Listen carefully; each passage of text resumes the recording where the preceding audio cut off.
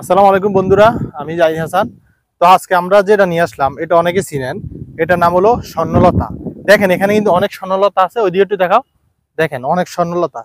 এটা কিন্তু যে কোনো আপনার রাস্তার ফাঁসে যে কোনো গাছের উপরে হয়ে থাকে। এখানে যদি দেখেন, এটা দেখেন, এটা অনেক গুণাগুণ। তো আমরা এটার শুরুতে নামটা বলে দেবো আপনাদেরকে, যাতে আপনারা যে কোনো ওষুধ খাওয়ার জন্য বা এটা কি কাজে লাগে, এটা কিভাবে খাবেন বিস্তারিত বলে দিব। স্বর্ণলতা হলো একটি পরজীবী উদ্ভিদ। কোনো পাতা নেই, লতা নেই, এর দেহকাণ্ড মূল সব, অর্থাৎ এটার কোনো পাতা নেই, কোনো লতা নেই, এটাই হলো একটা গাছ, একটাই লতা।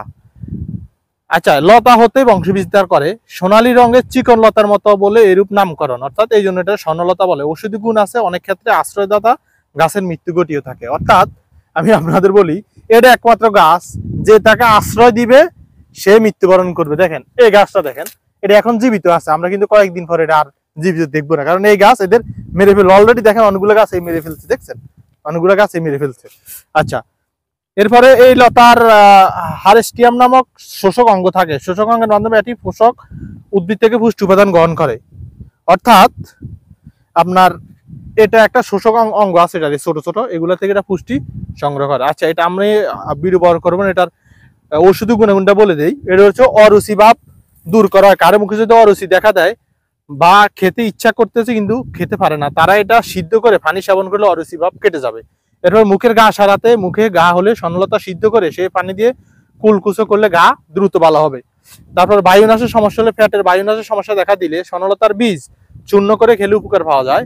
কৃমি ভালো হয়, স্বর্ণলতার গাছ থেকে বীজ সংগ্রহ করে সেই বীজ চূর্ণ করে খেলে কৃমি ভালো হয়। দ্রুত ক্ষতস্থান, যদি ক্ষতস্থানে দিতে পারেন দ্রুত ক্ষতস্থান ভালো হবে, জন্ডিস ভালো হবে। অর্থাৎ এটা থেতলে এরপর আপনি খেতে হবে।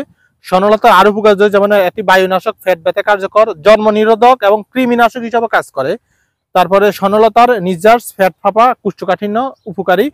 তারপরে প্রাচীন ভারতীয় চিকিৎসা একে রক্ত দৃষ্টিনাশক, পিত্ত ও কফনাশক, বিরোচক, বায়ুনাশক, কৃমিনাশক, খোসফাসে ইত্যাদি হিসাবে উপকার রয়েছে। পৃথিবীর বিভিন্ন দেশে হাড়ের চিকিৎসা, জন্ডিস, রক্তচাপ, ডায়াবেটিস, যকৃত রোগ, চুলকানি, শ্বাসকষ্ট, ক্যান্সার ইত্যাদির মতো কঠিন রোগে এটা ব্যবহার করা হয়ে থাকে। বর্তমানে গবেষণায় অ্যান্টিঅক্সিডেন্ট হিসাবে এটা অন্যতম বলে বিবেচিত। অর্থাৎ প্রায় বিশ্বের 35টি দেশে এটা ব্যবহার করা হয়ে থাকে, 35টা রোগের উপকার করে। এই জন্য আপনারা যারা এই রোগে ব্যবহৃত আছেন, আপনারা গুগলে সার্চ দিতে পারেন স্বর্ণলতার উপকার সম্পর্কে, তাহলে আপনারা দেখতে পারবেন। তো বন্ধু, আজ ভিডিও বড় করবো না, আপনারা যারা আমাদের এই ফেসবুক এবং ইউটিউব চ্যানেলটি দেখতেছেন অবশ্যই লাইক সাবস্ক্রাইব করবেন, ভিডিও শেয়ার করে দিবেন। ধন্যবাদ। আসসালামু আলাইকুম।